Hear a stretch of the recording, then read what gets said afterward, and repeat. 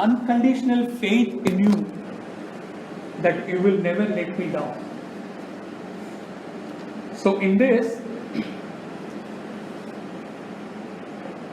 at least in the beginning stages, the faith has to come first. In anything, in any material pursuits, in anything, any relationship, anywhere, we just have developed the confidence, we develop the faith, and then this faith goes to our next step in our devotion towards God. It goes like this. Sri Chaitanya Mahaprabhu, he was teaching his disciple Sanatana Goswami, and in that he says there are three kinds of devotion.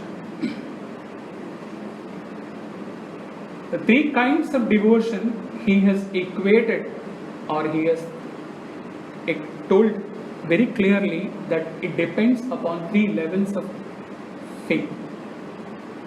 The first and the supreme devotion he teaches to his disciple,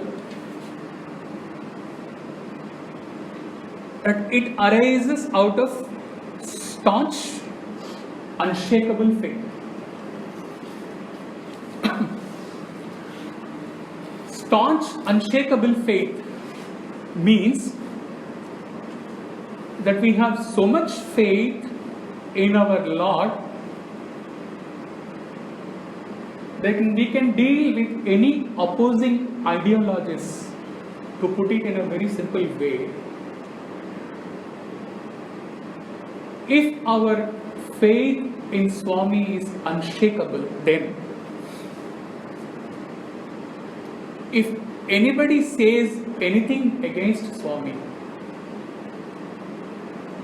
obviously and definitely we should not be fighting with them, but then without getting into argument, on its own spontaneously, what will come out of us? We will not get into their point of view, we will not get into argument, but we will say that we will share our own small story, and we will say that this is what has made me believe in my Swami. This is my story. So I am not concerned with anything happening around. I am not concerned with anything. So we are able to deal with anybody opposing our ideology, opposing our faith. In love, we would be able to assertively express ourselves. So unshakable faith, unflinching devotion. The second comes, our faith is very strong, but sometimes we will not be able to we will not be able to deal with opposing ideologies. To go ahead, to move on with the same Swami's example, this kind of a devotee, he will have a strong faith. His faith is the same as the first one, but then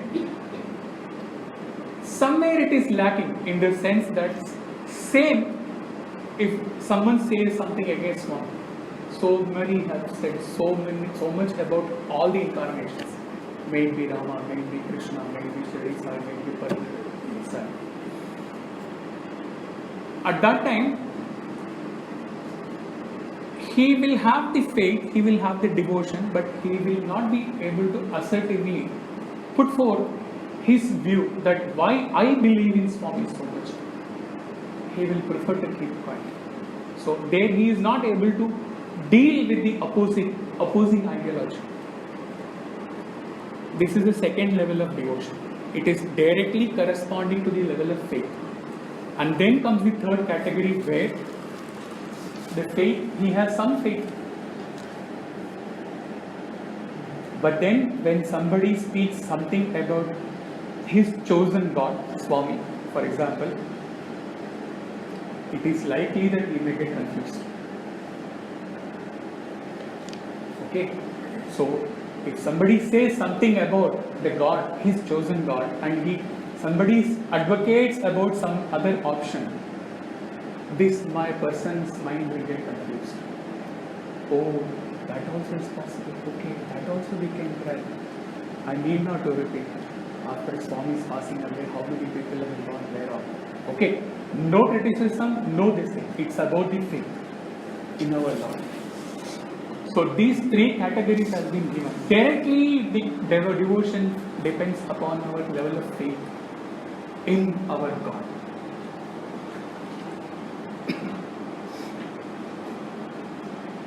To the extent that Swami Vivekananda says in a small booklet on Bhakti, he says that, okay, let it be just a stone, let it not be Krishna, let it be just a stone. But then, when I stand before that stone with my eyes closed, whatever I get, whatever experience I get, it is enough for me. That is enough for me. Okay. I don't even have to get into any argument whether, okay, let it be stone. Agree, but then what experience I am getting when I worship before that? That is the kind of devotion. Unshakable devotion, unshakable faith. We will deal with a couple of instances related to this faith developing into devotion. The first, as he has shared about his own mother, the first one he will start with that. So she went, she saw, she was conquered, she got the interview within 2 days, and all her 25 years of past and whatever is going to happen in the future, everything is told by Swami. And then she comes back in a very orthodox Brahmin family where Satya's father is there, grandfather is there, who is well versed in Vedas, very, very orthodox, very high caste. So, where it is impossible for them to believe that a human being can be a god. I will not get into details. The kind of opposition she received within the family, it's beyond words to explain. But then she stood to her grounds. That was the devotion cost due to that faith, due to that experience she gained. And then that was the way we were all children were put into this life way back in 1975. For any woman, it is very difficult to face such opposition. That was the faith, and that faith turned into that devotion. Second case. Here is a boy who joins Swami's college in BSc Chemistry. He has been attracted to Swami and he is developing faith in Swami. Before his sessions start, summer course is on. Swami is giving daily discourses. Sometimes he gives 2-3 discourses during summer courses. What this boy will do, at night he will spend the whole night writing down the essence of the discourse delivered by Swami. And in the process of writing down, in the process of contemplating on the discourses, his devotion grew from faith to devotion. And then he has read in Shirdi Sai Satcharitra that he has read about Shraddha and Sabri. Okay. And then, as per that, he arranges for the Shirdi Sai Satcharitra Parayana within the hostel premise 50 days. And then what he earns from Swami is that you show some hint to me, you show some gesture to me, acknowledging my devotion to you. 50 days he goes through the Parayana and then he prepares, he along with his two more friends prepare prasada. All the hostel mates come and partake in prasada. He is waiting for Swami to give some indication. There is no indication up till now. sort of a sad feeling creeps in. Swami, am I wavering in my faith? Am I wavering in my devotion? Why is it that you have not given me any indication? And there comes a telephone call from her mother. The hostel staff comes asking for this boy's name is Ganesh. Ganesh called for you. And the mother picks up, mother calls, and then she says, Ganesh, what happened today, you know? In our altar at home,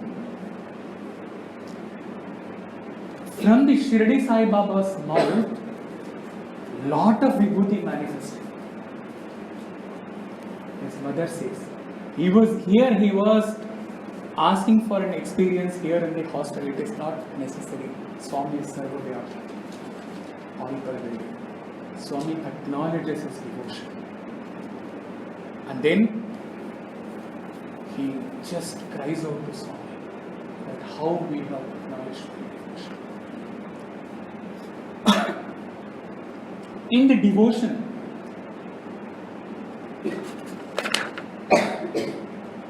in Ramacharita there is a line which says that Raghukula Rita Sada Chaliyai Prana Jaya Parvajan Jaya. Here is the incarnation who gives a word and who sticks to that. So what Swami has given us the assurance, take one step toward me, I shall take 100 towards you. Shed one tear for me, I shall wipe out 100 tears from you. Here is how Swami shows that how that boy has taken that step towards him and how sincerely he has performed the Parayana, and then how Swami acknowledges. Everyone will have their own unique experience. So I have been repeating in the earlier talks also, just because it has happened to that boy, we should not go and perform Parayana and expect some miracle. No. These are all the miracles, you see, from the miracle, the essence we have to take. The Swami's omnipresence, that we have to take, the lesson. And we have to leave the miracles there. Otherwise, we'll be bogged down only in these miracles. And then, in our ignorant mind, that expectation, that chahat for that miracle to happen to us, we should not get swayed away by it. Swami shows in his own unique ways to each and every devotee. What is important is our devotion. What is important is to believe in Swami's omnipresence.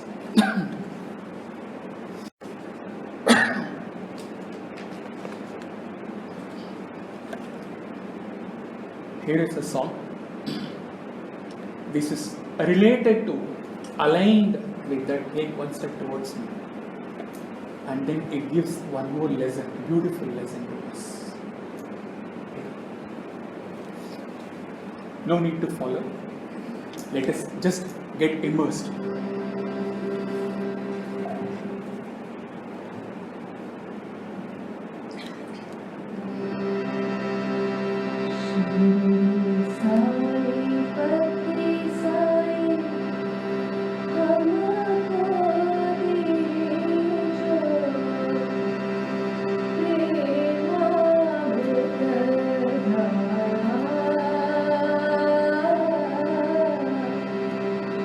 Re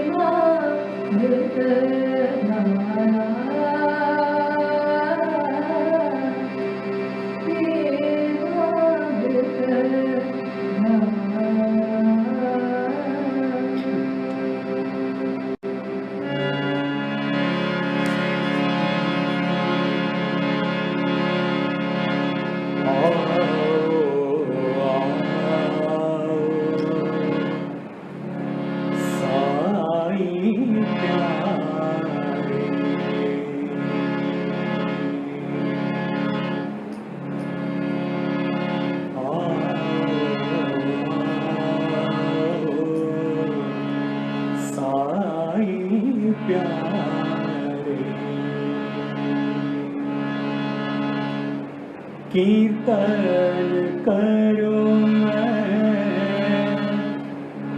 Sai तुम्हारे,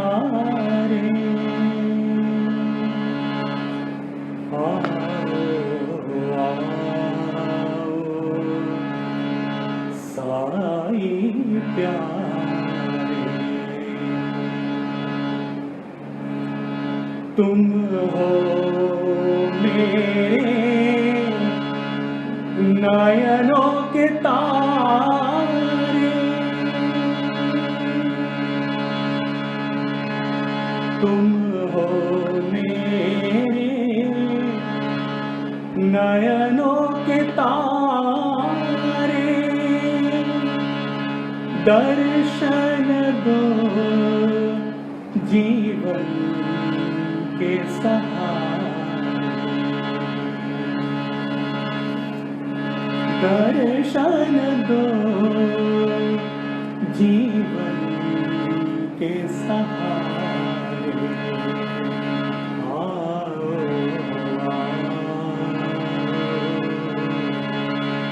साई प्यारे।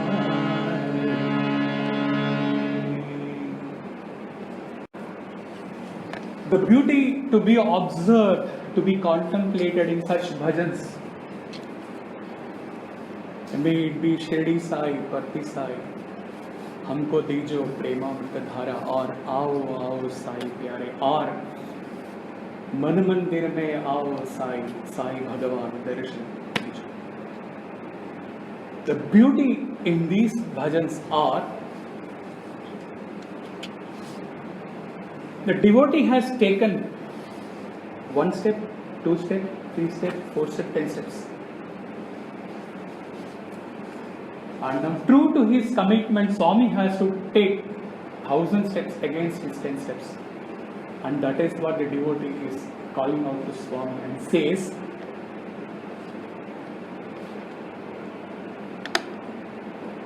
let us be very clear, without showering our devotion, without calling out to Swami with earnestness, with sincere devotion, we cannot put the ball in Swami's court to do everything for us. Here is a devotee who has developed faith, who has developed the devotion, and sincerely calling out to Swami,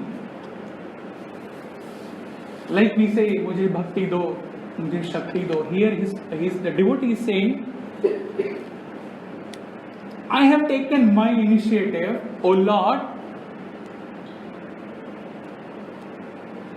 हमको दीजो प्रेमामृत धारा, गानामृत में भाव भी दीजो, दर्शन दो जीवन के सहारे. Okay, I have come towards you, walked up towards you. Now you fill me with love. प्रेम हमको दीजो प्रेमामृत धारा. You come. For that also I have been very sincere in my devotion. Now you only come.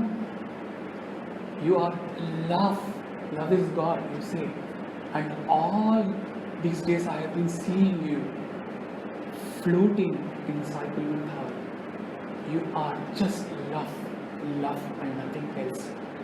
And if you are the reservoir, if you are the origin of all that love, fill my heart with that love. Fill me with that bhava when I sing thy glory. Resounding this particular thought in a bhajan, Nanda Ke Dulare, the line goes like this, where we say, O Krishna, walk into my life. Humko dijo premamrita dhara. Walk into my life. Reside in my heart. Bless me with a vision where I see everywhere. Come, come, come and grant me your divine darshan. Darshan do jeevan ke sahara. Why will not Swami come? Why will not Swami grant that divine darshan which is fulfilling? So it's a two-way process. You take a step. He is bound, Pranajaya Parvachanada, he is bound to take 10 steps. If you are not feeling that, don't blame Swami. Something is lacking within us. Intensify your devotion. Intensify your sadhana. Swami definitely will come. Swami will definitely grant you all His grace. We have to believe this. The foundation is the faith. We have to believe this. We have to have this conviction and then tread along the path of devotion. The essence of devotion, with the intense concentration, with the intense focus on Swami, faith has developed. And then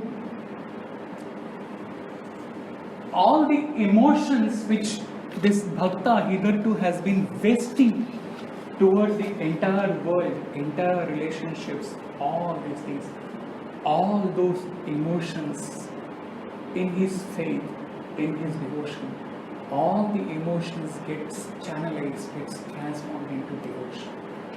What is the difference between emotion and devotion? Emotion is all about getting something from someone with whom we are emotionally involved. You can align this, you can connect this to all the relationships you have had till now, from the time you have gained conscience as a child. And devotion is all about melting of the heart and then just dissolving in your love and then receiving His grace. Devotion is all about receiving. Emotion is all about getting. Swami says, love lives by giving and forgiving. Self lives by getting and forgiving. It's all about getting or receiving.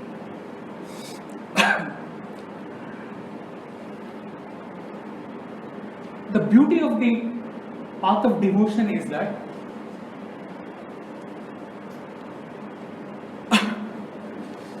the Prema Yoga or the Bhakti path came later into existence. Long back, time immemorial, the Upanishads came into existence, where most of the principal Upanishads, the origin is not known. Who wrote, from where it came, we don't know. But then in the Bhakti path, what beautifully has been done by the sages like Mirabai, Tukaram, Tulsidas, Kabir, Alvars, Nayanars, etc., is that the natural sentiment, the natural instinct, the natural nature of a man is love. Okay? And then what is done in the Bhakti path is that natural instinct of every human being craves for that love. You just go back and think about it. We have been craving for that love all along in our life. सूरज को धरती तरसे, धरती को चंद्रमा. Everyone is craving for that love. That craving, that love, that nature of love, that was beautifully channelized in the bhakti path. That all that love, all that emotions towards this stupid world, you channelize and you take it towards God. You flow, let that flow be channelized towards God. Then the intensity is so much that it is indescribable.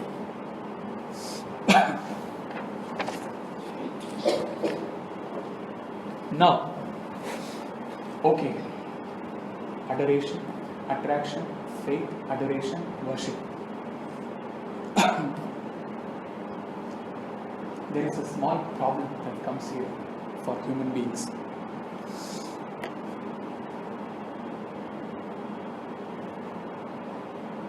Since a man's love for God, man's devotion for God is not total. By total, what it means, the benchmark of total love for God is that your heart has to melt in love for Swami like a candle. It has to melt. Your heart should not be there at all. It is very easy in the path of devotion, very difficult in any other path. Okay? This heart has not melted. So, he carries this emotion and devotion side by side. He is emotional towards the world, and during the bhajan session, during the satsang, during the limited time, he is expressing his devotion towards God. Like the two tracks of this thing, rail, both are going along together. He is not dissolved. His heart has not melted in love with God. So what happens? His mind, out of sadhan, out of satsang, out of the bhajan session, satsang, whatever it is, he goes into this world. The monkey mind goes into everything else. Because he is still in the level of emotion. So emotion, you can dance before Gopala in emotion. But if your love is not total, your heart has not dissolved in Gopala, the same feeling, sensation which you get while dancing before Gopala, the same sensation can take you to so many other things in the material world. So the mind is playing here. He wants to dissolve, but then his mind traveling at greatest speed, unbelievable speed than the electricity, than anything else. It is taking. So there is an old Tamil song which says, the line says,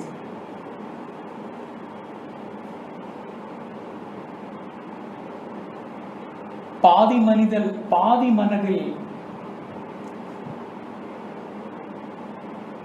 மிருகம் இருந்து. Okay, I'm forgetting those lines. நீதி மனதில் தெய்வம் இருந்து. That is the essence of that line. Okay. So all these both things are going together. His mind is not letting him dissolve. So what to do? How to conquer this mind? How to dissolve in our love for God? Everyone, I can say for myself, I have faced this for many years after entering into Swami's fold as a child in 75. To conquer the mind, it took 35 years. I can talk about myself. So you have to validate in your cases. Swami speaks to a student on a Ramzan day. Swami says, your mind is a monkey mind. The student nodded in agreement. Swami says, not ordinary monkey, pitchy monkey, mad monkey. Again the student nods in agreement. Swami smiled. Then the student asked, getting a little strength from the Swami smile, Swami, you say that one should control desires, but at times the desires come with such force and hit me. What to do at such times? Okay, Swami noted, yes, desires do come and hit strongly at times. At such times, stand firm. The student is not satisfied. It sounds too theoretical for you. Swami, what to do? What do you mean by saying that stand firm? Should I suppress my desires? That is what you mean by standing firm? Swami says, no. Not suppression, but separation. Desires are not you. They can be easily kept away. Desires come from far. You submit to them when they are far itself. However, what you must do, even if they come close, they touch you, they hit you, stand firm. Tell yourself that these desires are not me. So Swami gives a very simple example. That he picks up a handkerchief and says that this is my handkerchief. That means I am different, that the handkerchief is different. Then only I can say, I am different, the handkerchief is different. This is my handkerchief. Throw it. The handkerchief is not there. I am there. Okay. Simply, I am getting affected by the desire that is about to trouble me. Tell to yourself, me per se is not those desires. Handkerchief example. Throw it. I am different from those desires which I take. Practically try it. Very easy. Very easy.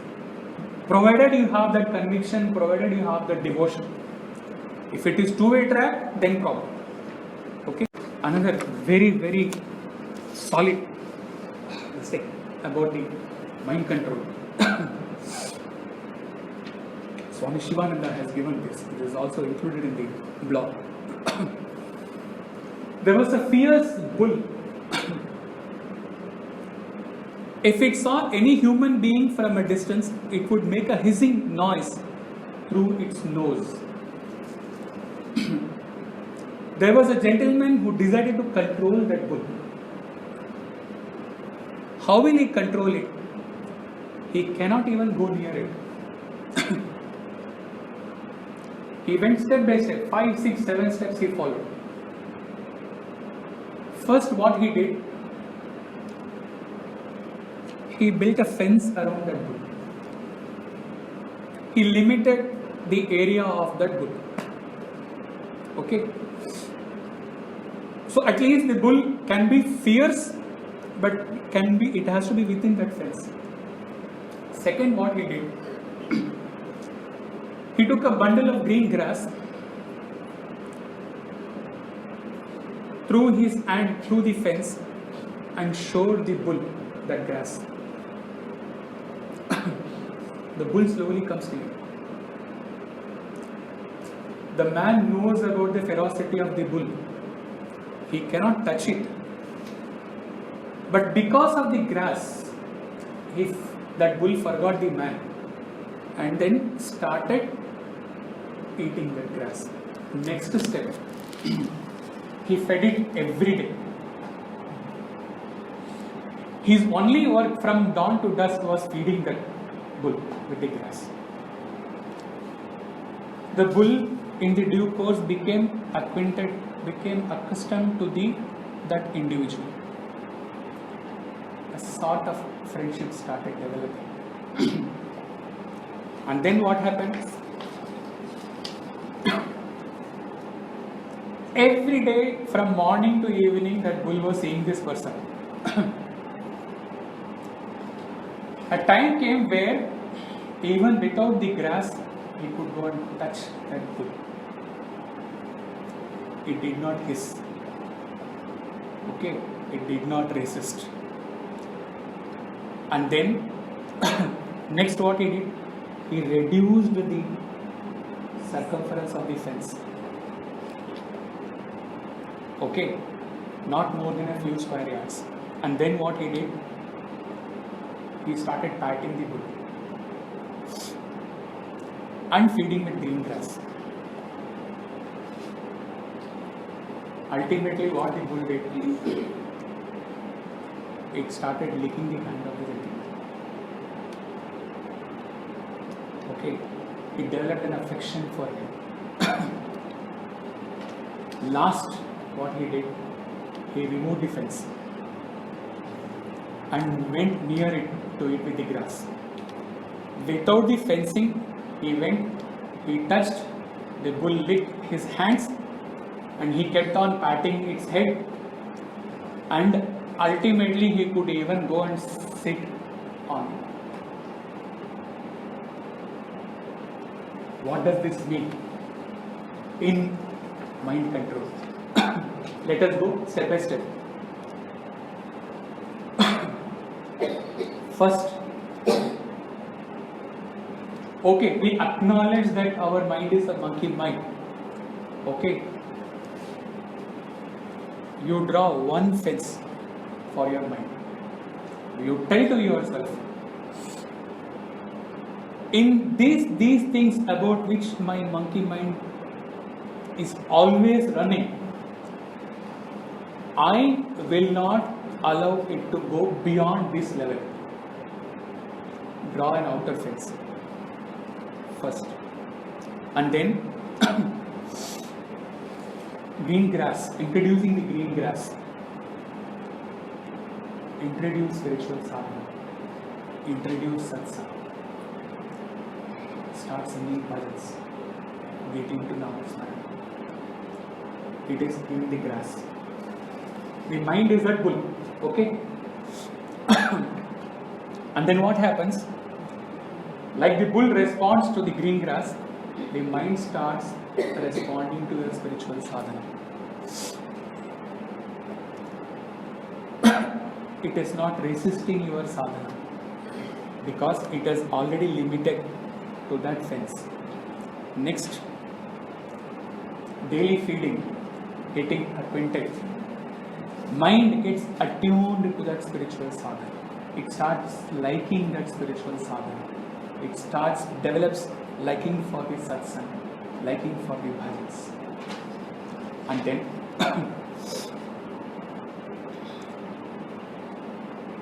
the mind is now lessening the circle of the fence. Okay, and even without the grass, the person could touch.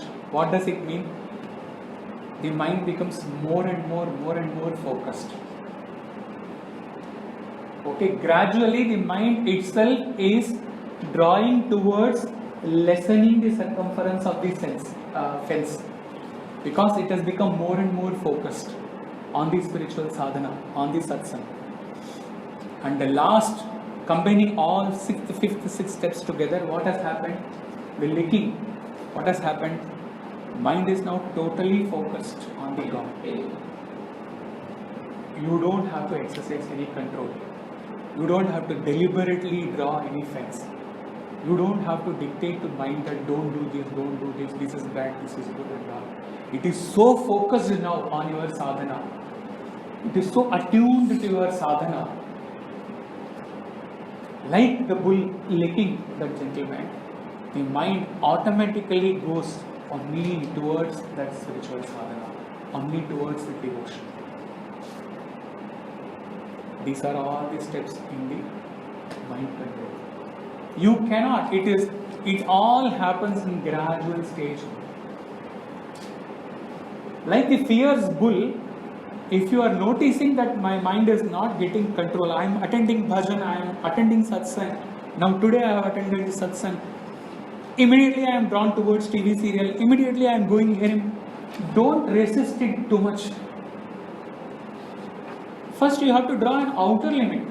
Okay, allow certain things, harmless things. Let the mind go here and there. But turn out, I will not think these things very bad. Start from there, gradually. Ultimately, everything starts happening. You don't have to control your mind. That is the approach. The more you control, the more you deliberately you try to curb your desires. This thing, like the fierce bull, it will hit you. It will go with more in the childhood. When our grandparents come and tell that don't these Ananta Vigadan, this Kumudam, this serial, don't see all these things. They will say, no, first thing we will see that also, and we are caught. Okay, don't do that. Don't resist too much. Gradually, slowly, so that you don't feel that pain. You don't feel that deliberate curbing. Gradually.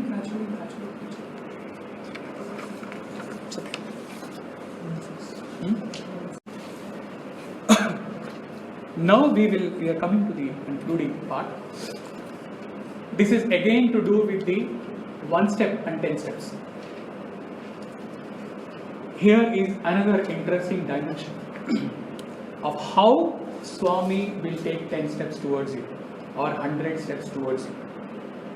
Provided your first step or your first 10 steps has been very sincere, you are totally devoted. First to 10 steps, you are not faltering anywhere, you are not having any doubt, you are not like swaying here and there. First 10 steps, solid steps you are taking. How Swami pervades you, how Swami occupies your heart. It's an interesting story, analogy. In Vedanta also, in Bhakti also, there are various nyayas we call and various analogies. There is an analogy which says Bhikshu Pada Prasarana Nyaya. Literally translating this means the story of a beggar initially stretching his legs and then going on to pervade, going on to build a total. Prasarana means infrastructure, big infrastructure. What happens? How Swami, how God reciprocates to your 10 steps. These things you have to live with this, you have to experience, you have to feel this in your heart. Then it will never go away from you. A beggar comes to a mansion and he says that it is raining outside. Okay, you give me a small place here just to stretch my legs. He starts, okay, this fellow says, okay, you come to stretch your legs. And he says, I have got this potli, my Gopala is there, my bag is there, I need a small place to keep my bag. Okay, take. I have got this Gopala idol with me.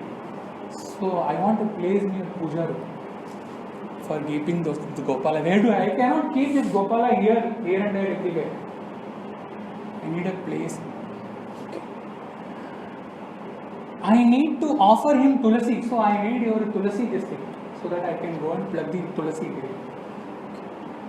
Daily I have to make prasadam for my Gopala, so I need a place in your kitchen to make prasadam.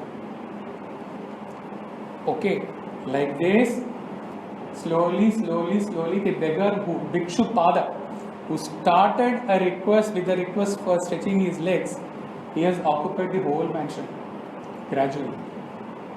Then the Gopala has to sleep, Gopala has to play, so everything comes into that thing. This is how this has to be taken, is that if you have taken your 10 steps sincerely, like the Bhikshu who started with stretching his legs and then went on to occupy the whole mansion, here the mansion is your heart and the Gopala is the Hridaya Nivasi Sai. Provided you are sincere in your initial steps, very sincere in your steps, Swami will come and decide. Swami, what he says, wherever my glory is sung, I come and install it. So he will come and install Bhikshu Pada Prasarana. He will just come and occupy your heart.